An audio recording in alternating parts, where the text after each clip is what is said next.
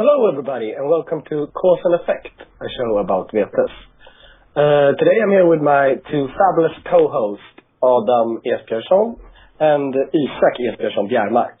Say hello guys. Hi. Today we're going to talk to you guys about Mind Rape, the card, and certain examples that you can make in different decks. And then we're going to have our first deck clinic sessions with a deck that Lönkka has made. What's it called again, Adam? Him or the deck? The deck. I don't actually even remember. Riffraff. Riffraff? Yeah. Riffraff. Yeah, yes. By Janne. A reference to Rocky Horror Picture Show. Okay. Yeah. So we will be checking that out later on, and it's our first deck clinic, so it might get a little bit shaky, but we will do our best. We're very excited about it. Okay, well, anyway, before we begin, let's talk a little bit about our week. Isak, how has your VTES week been? I have not performed as good as I wanted. I did a severe misplay one game and lost. I only played 3 games this week, and 2 of them ended in a table split. I was kind of uncool, like no one winning. It's like, so I had 2 table splits. I were playing Mind Rape. Good. So this is what we're going to talk about today. So, sorry. And Adam, how's your week been? I've just been having the Wednesday casual games with this. One game was kind of fun. My Scoburger deck, which I built as a Christmas present for Isaac, had its trial, cool. And it almost worked as well as it should work. But then I had also a game that was like either people were playing blocky deck or they were playing like new bad decks. So the table was like really static and really boring. So that was a bit of a letdown. So ups and downs, but yeah. Okay. And you, Anders, how has your week been? Yeah, I haven't actually been 2 weeks since I played now, so it's been really bad because I haven't played at all. I've just been working and trying to get my shit together at my work, so I haven't had a chance to play. That's about it. Okay, well, anyway, should we go on with our subject maybe? And talk a little bit about Mind Rape. Dun, dun, dun. Dun, dun, dun. Do we have the card up? Yes. Okay. So, Adam, why don't you take us through? What does Mind Rape do? Right. Dominate card, action card. At inferior is a bleed for 2, which is like a Goblin at inferior. It's a bleed card, and that's an added bonus, but the main advantage is, of course, the superior, which is tap a younger vampire, and you get control of that vampire during your next turn. Tap does not untap as normal, and you gain control during your next minion phase. So it's a temporary minion steal card, which just requires superior dominate. For younger vampires. Right, yeah. For younger vampires. Okay, so, Isak, why are we so excited about this card? Why are we dedicating a portion of our show to it? First off, I think there's something about taking other people, players' vampires that's like satisfying in its own right, like just stealing for stealing's sake. But from like a gameplay point of view, it's very, very strong.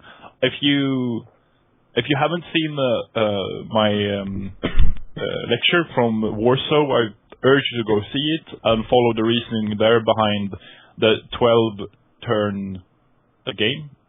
The VTES is a 12-turn game, and if you can take one vampire, first off, that vampire loses its next immediate turn because you tap that vampire and can't untap. So Mind Rape is very similar to Mind Numb in that way. That is actually a tap card.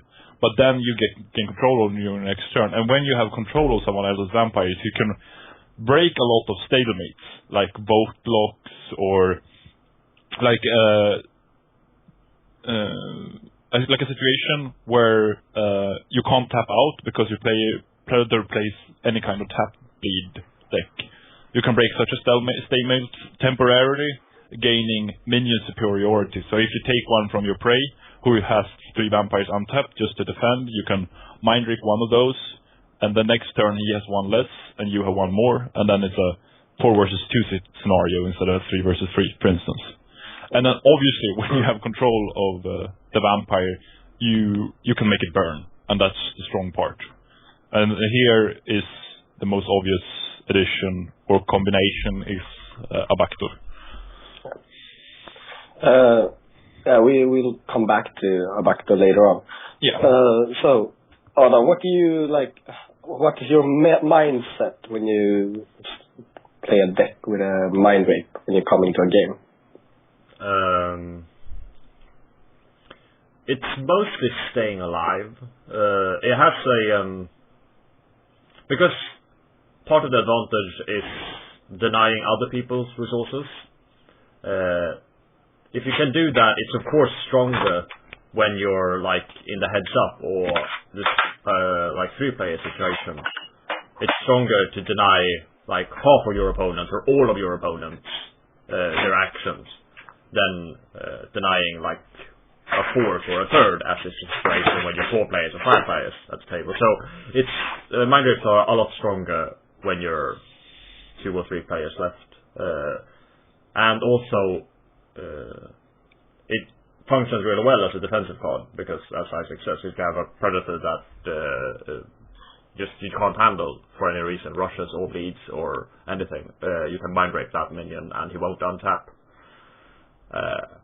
And if you can seal some blood with Heidelberg or burn him with a backdoor or a diabolize, that's also an added benefit. But if you have a deck constructed for it, at the very least you take 1 action to gain 1 action. And if that vampire, with that vampire you can, for instance, vote, which any vampire can do. So if you have a deck that has a vote element, it gives a lot of benefit to just stealing for stealing's sake, because you can always take an action with that vampire and you're denying someone else an action. Okay. So what's best, Isaac, in your opinion? I mean, obviously it's based on situations, but as a general rule, can you have like, it's best to steal from your prey or it's best to steal from your predator? Early game predator, always. At least when I play mind rape deck, I end up with deck lists that's actually very undefensive. Maybe it's my playstyle, but when I build mind rape decks, I end up, or if it's a dedicated mind rape deck, you can build a deck with a splash of mind rape, and then this is not true. But you end up with very acting decks.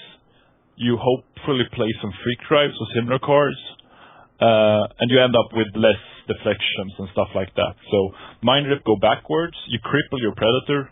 You get that player's vampire. Hopefully you have either a backdoor, a banishment, or Heidelberg, or all 3 of them, or all 2 of them, to make sure that that vampire at least loses its next action, but maybe even more. But as you pointed out, it's situational. If your prey plays a rush deck, then I'd be more anxious about having Theo or Beast or Nangira Vera up my ass, and then I mind rape that vampire. Okay. Adam, what's the biggest cons with playing mind rape?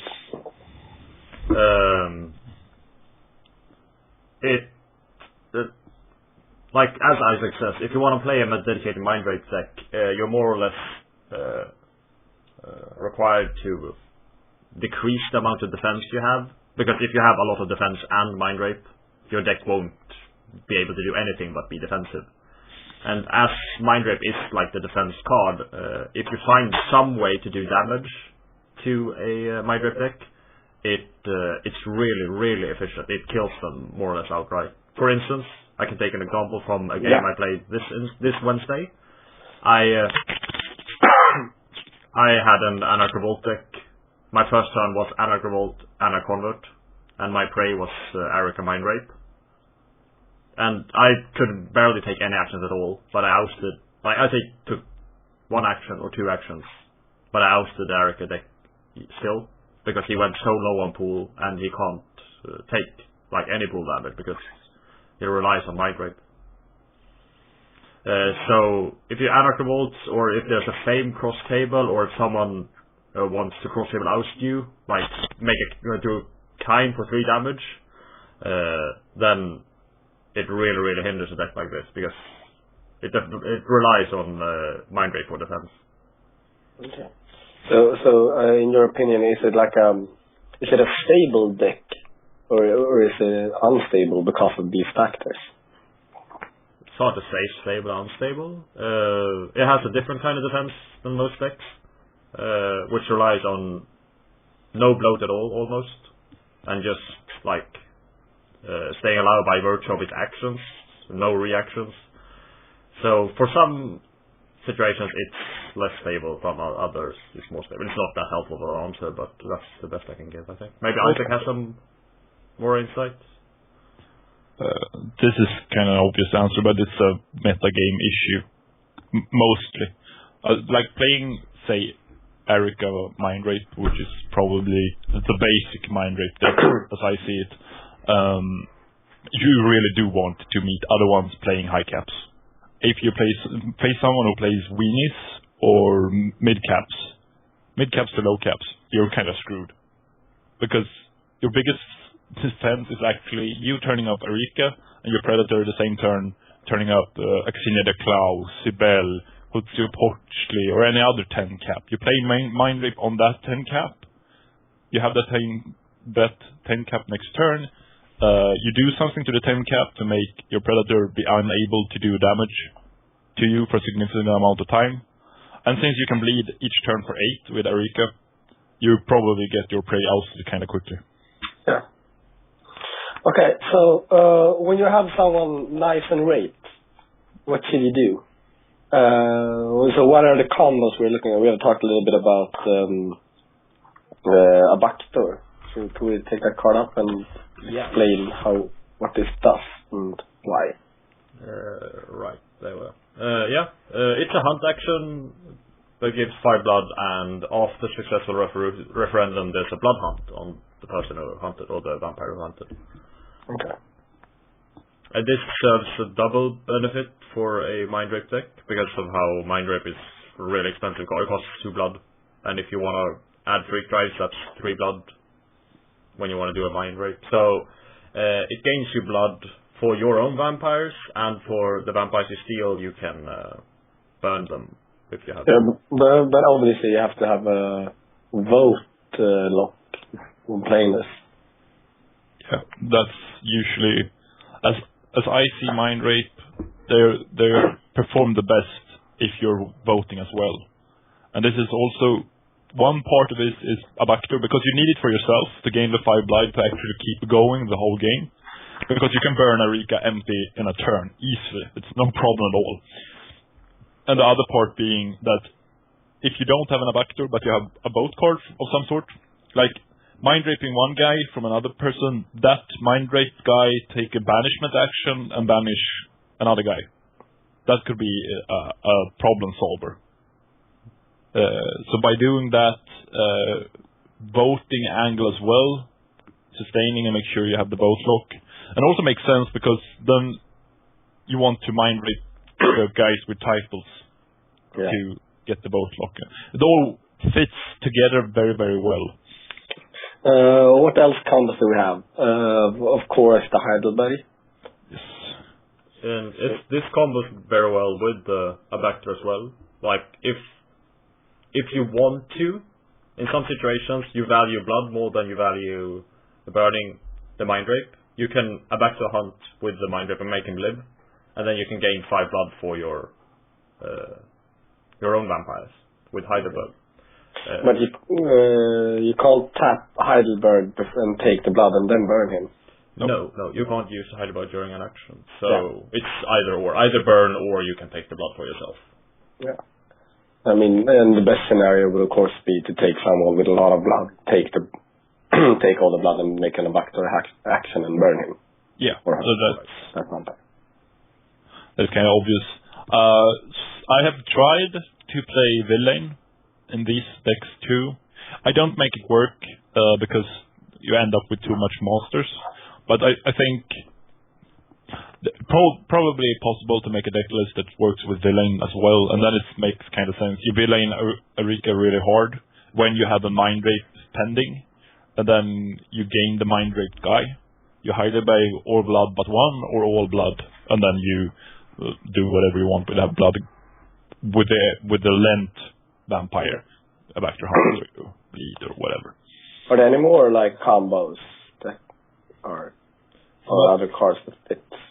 Not really a card combo, but it's quite common that vampires are in topo. So you can diabolize, and it's kind of beneficial, since a Bacter is still a card that gains you 5 blood, so it might quite often be better to diabolize like a minion in topo and have the bloodhound from the diabolize, and then save a Bacter for your own vampires. Okay. So that's quite valuable. Any more? Banishment well into this Heidelberg nonsense, because the guy you're a mind rape might be a guy that just came out from the uncontrolled region full of blood. You Heidelberg almost everything away, and then you banish the guy you just lent. So it fits well into this proactive defense. As by proactive defense, I mean you take actions to defend yourself instead of playing reaction cards to defend yourself. So banishment, mind rape, and Pentix all works in the same way, and they fit really well together. Okay. And obviously you can make a mind rape and a banishment in the same turn with quick drive. Also, there's you can combo it with Rings of Power. If you take your Predator's only minion with mind rape, and then play the Rings of Power, you gain 6 pool. Also, if you take your Prey's only vampire and play Ancient Influence, you make him burn 5 pool. So, and there are a lot of strong vote cards that you can use. Right. That's cool. Okay. So, Isak, you were talking about proactive defense. And that leads me into combat, because that's like the same mindset. You rush someone before he is able to bleed you. Yeah. Would you like to take us in on our comparison to combat on the mind rape deck? Let's just say that the basic concept is the same. The idea is that you have a predator, and since you're playing either the mind rape deck or the combat deck, you have too little reactive defense. So you need to be proactive, i.e. rush your predator or mind rape your predator. That's the same. It's an action, and the point of the action is having one of your predator's vampires put out of use, either in torpor or burned or uncontrolled region or whatever. That's the basic idea. So in that aspect, they're the same. Obviously, mind rape have the age requirement. We don't have that with a rush. Also, just says enter combat with a minion or enter combat with a vampire. But if you compare it to the kind of popular high-ish rush decks that exist now, like Utsu's EC winning deck, or the now very classic Nanaburuku Animalism deck, where you have 8-cap, or Girls Will Find AIDS, where you have like 9, 10 caps doing rushes, 8 caps doing rushes. So if you compare those, the mindset is the same, but you need fewer cards when you're playing Mind Rape. To achieve a burnt minion with Mind Rape, you just need an Abactor. Of course, you need the stealth. With a rush, if a rush fails, that only means that you enter combat with another minion, and usually you torporize that minion. But the idea is the same. In the combat deck, the obvious drawback is that it's not a 2-card combo, usually. It could be like, best case scenario, I think it's a 4-card combo. if you want to avoid any sort of... best case scenario is probably Tarek with 3 cards, but yeah, that's a starting point. Did you count Rush then? He has built-in Rush. Yeah. This guy's weapon Amaranth is enough for Tarek, but it's the yeah, point. but that you can't protect yourself against combatants. Okay, that was a requirement as well. Okay. Yeah. If you count, depending on how you count, anyways, you need more cards. How you if you do count the counter to combatant or not, you need more cards. And they have the benefit, of course, Mind Rape having the option to bleed with it. Yeah. If you have 3 Mind Rapes, probably only one of them will go superior. The other 2 will probably be bleeds.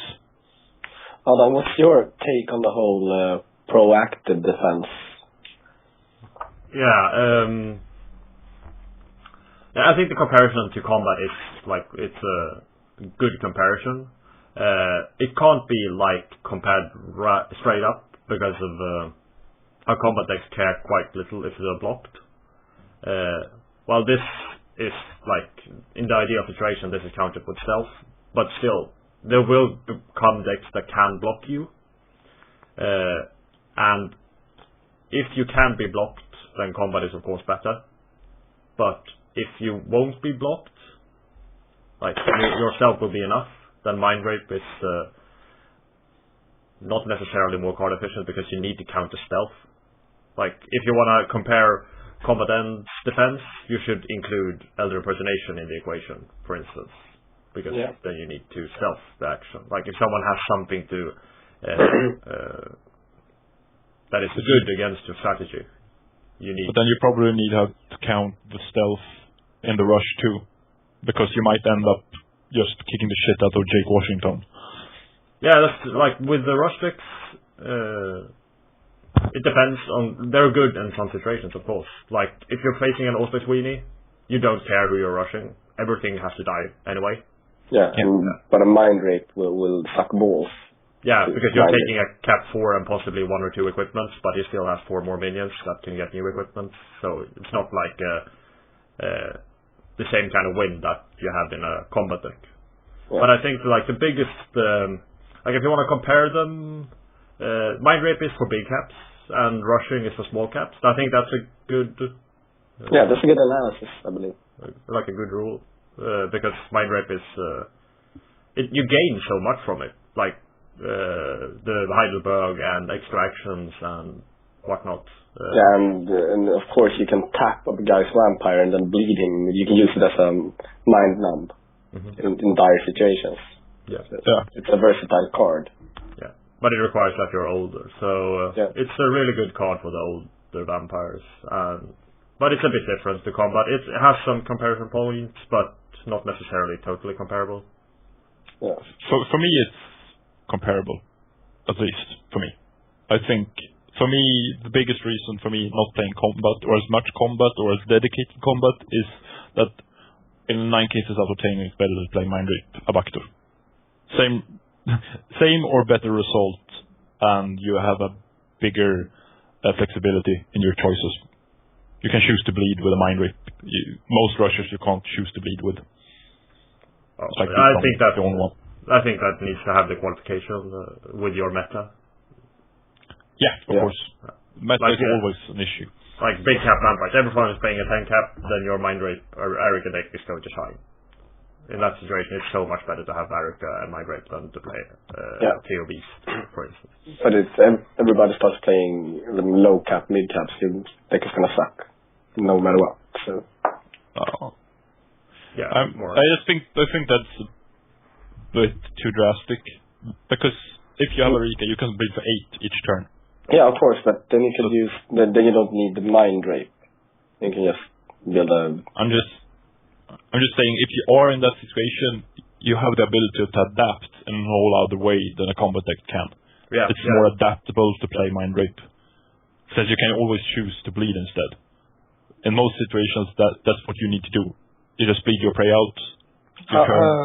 How does your Mind Rape deck work against a combat deck? When I faced them this Monday, I just mind raped them endlessly. Mind raped the guys with the rush or the dedicated rusher, Pentix, Banishment, etc. And then a few Majesties when they got the opportunity to rush. So yeah, it worked out. Table split. Okay. Well, anyway, we should leave this be. Anyway, I think they're a good comparison when talking about mind rape is combat, because it's the same kind of defensive style. Yeah, it's the proactive part that's the most similarities are. Yeah. Okay, so anyway, Adam, I was going to ask you before we take out our examples, who is your favorite rapist? My favorite rapist? I actually kind of like Stanislava. Okay. You take it up, maybe? Yeah, I'll put up.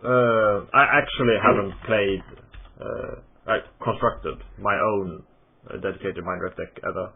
So this is just theoretical for me. But I like her. Because the mind rape is like a tap bleed kind of action. So if you want to bleed, you're tapping people out, and Form a Mist is a tap bleed stealth card. And as I said, I don't necessarily care for the stealth. I don't think the stealth is you can't include that much stealth that you're going to stealth your mind rape's pulse. I think the Form a Mist is more card efficient, and she can be made unblockable with Beast Meld. Allies can never block her. So I like her quite a lot for it. She has really bad friends though. That's her biggest drawback. But I like her really much for mind raping. Cool. I think the biggest advantage with her actually is Beast Meld. Right. Yeah. Should probably put it up, but essentially, as announced, unblockable. Unblockable by everyone but allies. And since she is unblockable by allies, when Stanislava plays it, it's unblockable. Period. Yeah. It costs 2 blood, but yeah, maybe worth it. Probably worth it. Yeah, it's kind of worth it though. Yeah, and she can play Force March as well. Blood. Yeah.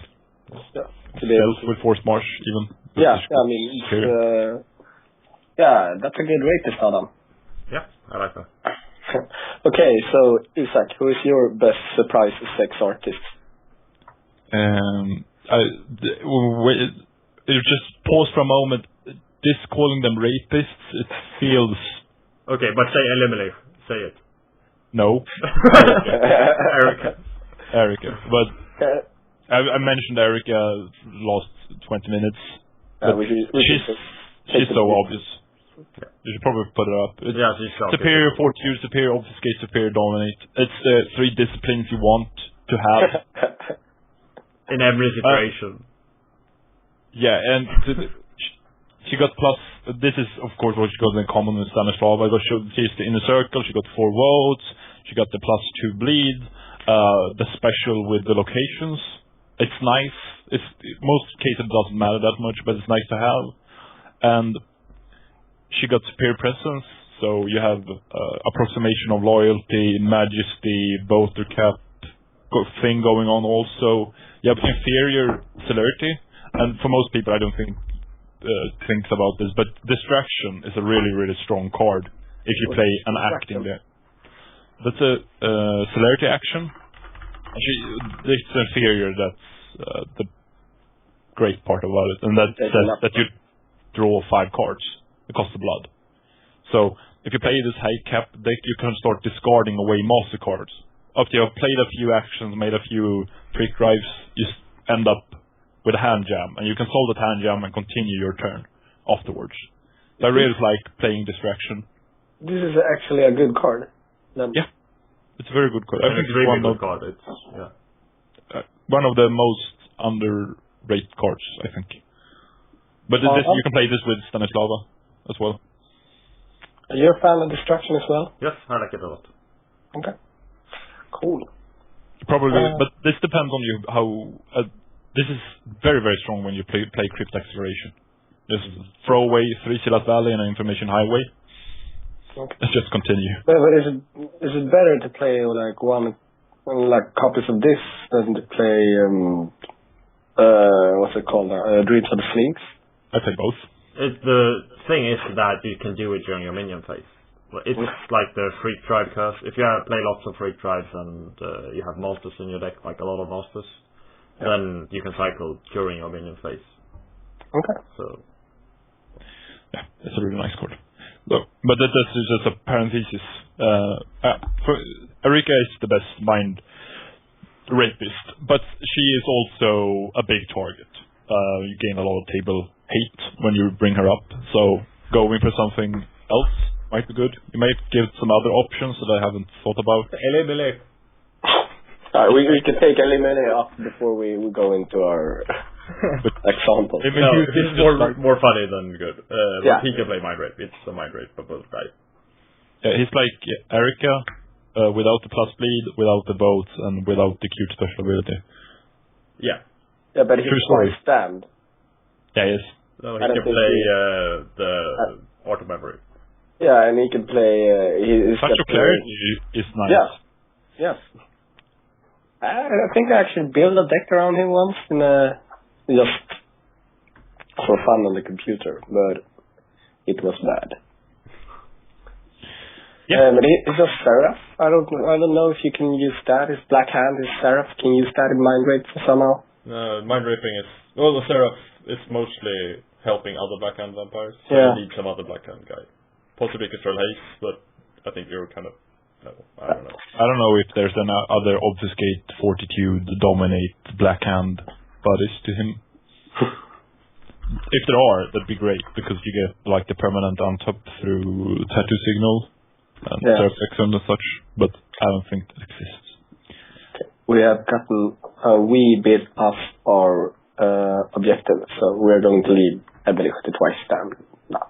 If you guys want to send in Emily the Twice Stand Mind Rape deck, feel free to do so, and we will examine them. It's not a competition, it would be awesome. Anyways, moving on. We have two examples for you guys of Mind Rape decks. We're going to go through at paste. So let's check them out. Adam, do your thing, and Isak, what are we going to look at? We're going to look at Errol Hammer's tournament winning deck from the first chance qualifier in Atlanta, Georgia, 2009. And the deck is called Do You Mind, which is a pun, which is hilarious. Of course. Okay, so this is very similar to the Erika deck I have put together right now. But I wanted to... this is the first chance of the NAC. That's good addition. We're looking at Erika with the Obfuscate Ventures of Group 2 and 3. So that's Erika, Lucina Luster, Marcus Vittel, and Queen Anne. And it's kind of straightforward.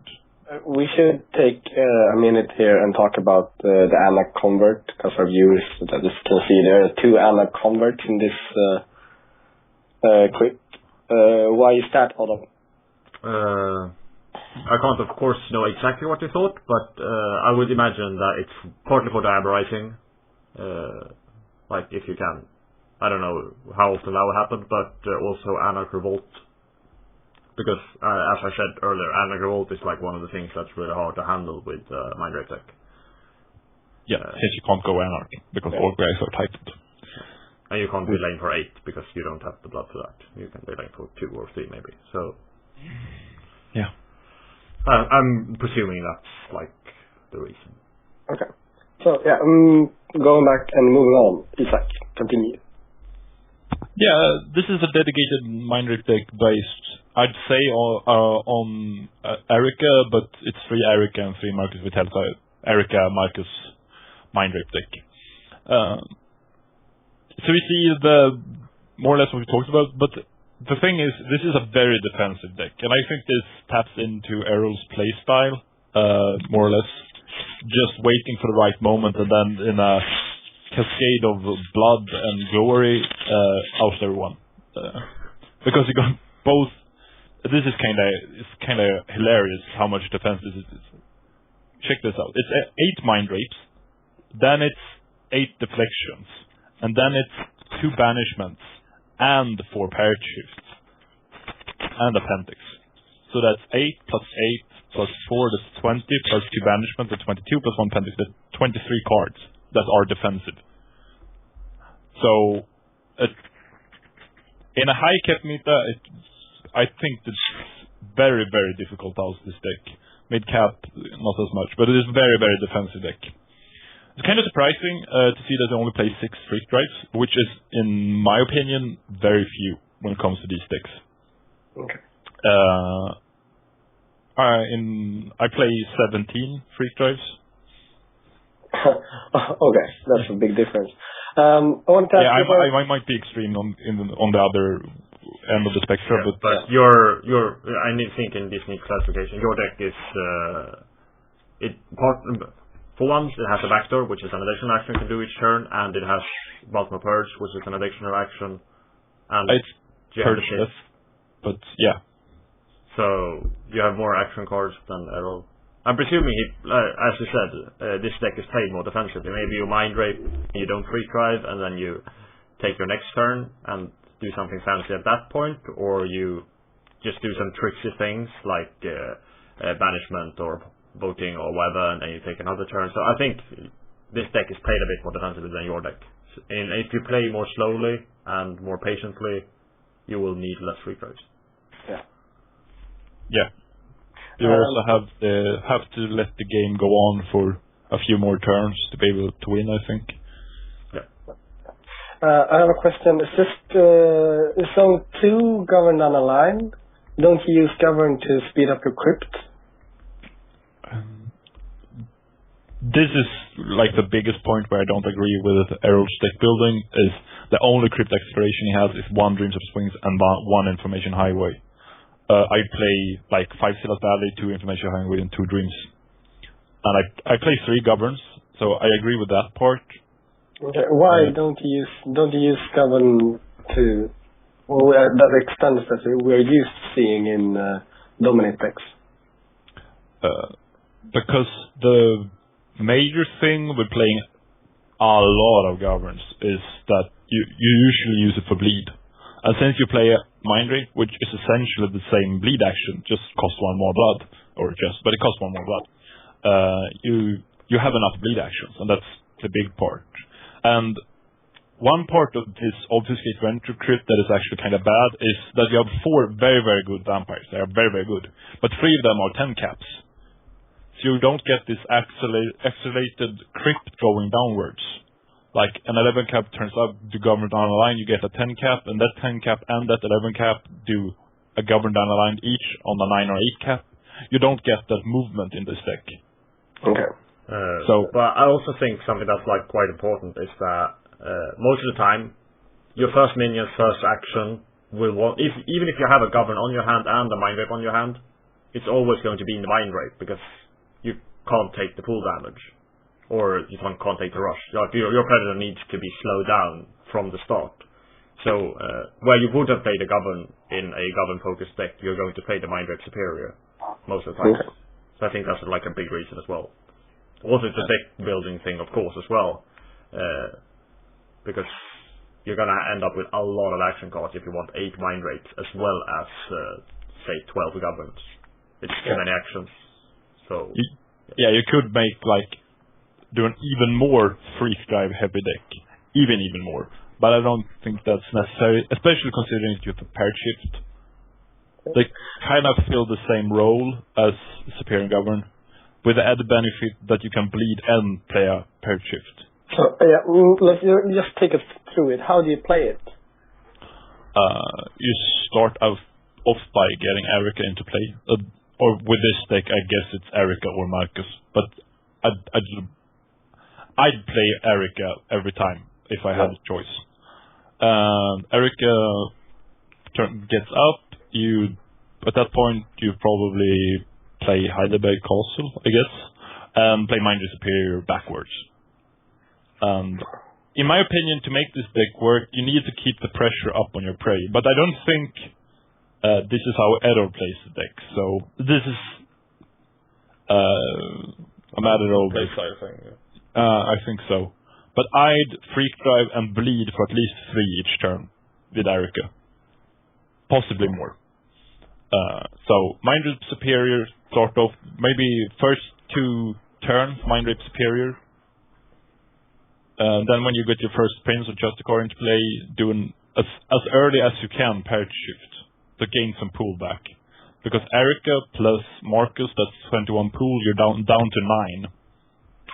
That's also a place where you want to be. Well, of course. And then it's just like the usual suspects. You have the big votes, you have some obfuscate, and some like a perfect paragon, and just the usual stuff, right? Yeah. It's obvious here that Errol has chosen to use vote cap instead of a backdoor, because it is a very, very blood-heavy deck, so you need to get the blood back somehow. But this is the tricky part about playing Mind Rape decks. The first tricky part is that Mind Rape is a rare card and costs something like $20 a piece, so you need to get those. That's the one hard part. The other hard part is that it's your ability to read the table and adapt your playstyle to the other player's playstyle that makes you win. You have to anticipate what people are about to do, because you always do Mind Rape Spirit proactive. So at the point they do something that you didn't, what's it called? Anticipate? Yeah, anticipated or expected. Then you can lose.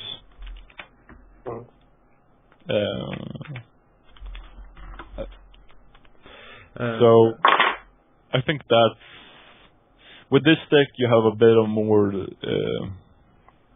possibilities to play reactively because of the 8 deflections and the 7 combat ends. So you can take a rush, have a combat end, or take a few bleeds and have the deflections, but okay, you go down to 9 pool, you said. If you just count what Marcus so and your father's gonna get fled or something, you're gonna have a look.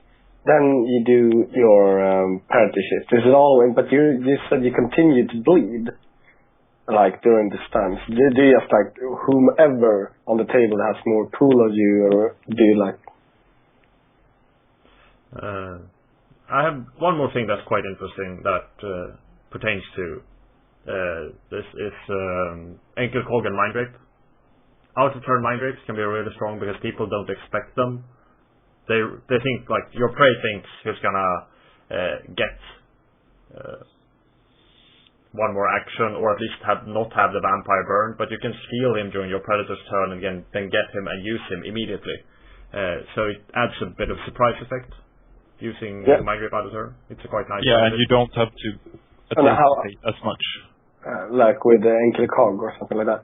Yeah, if you are allowed to wait until your predator's turn to decide whether or not to Mind Rape Superior or Inferior, or whether or not to Mind Rape your predator or your prey, you have a lot more insight on where the game is going, and you have easier time making a judgment call where the Mind Rape should go. But another part with the Enkel Cog is that you are allowed to bleed twice each laps around the table. And you really do need to bleed your prey. Yeah. It's very easy to just Mind Rape, your predator gets outed, then Mind Rape, your next predator gets outed, and then you end up in a situation where you have a cross-table body that's gone really strong, or something like that. Okay, well, anyway, that's good. It's a really nice deck, of course, Titan. It's nice to see. Yes. Okay, so anyway, we're going to take a break right now, and we'll be back in a bit. So check out the next part for more information, and we will be doing our first deck clinic, and we will go on another example of a Mind Rape deck as well. So stay tuned.